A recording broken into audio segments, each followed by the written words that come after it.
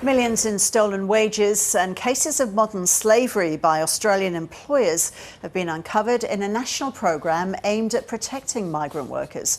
The ABC has spoken to migrant workers who felt forced to work in unsafe jobs. Reporter Isabel Rowe is with me in the studio. Hi, Isabel. So tell us about this program.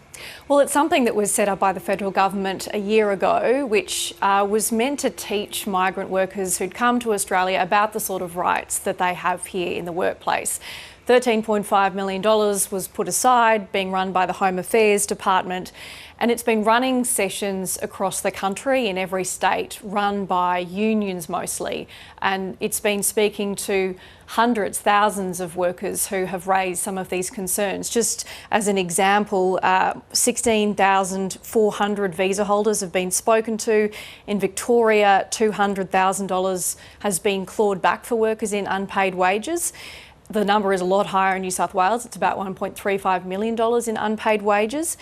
In Queensland, for example, the program discovered there were 70 African migrants who were working on this farm in Gatton who were not paid their superannuation for their entire period of employment.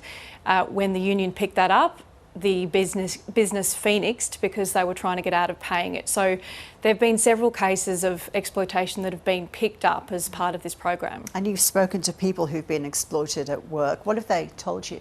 Well, one of the women I've spoken to's name is Viviana. She is a Colombian national. She is a clinical psychologist in Colombia, and she came to Australia thinking she would have some better work opportunities. She took a job as a worker for a contractor for the National Disability Insurance Scheme, relies heavily on migrants in this country.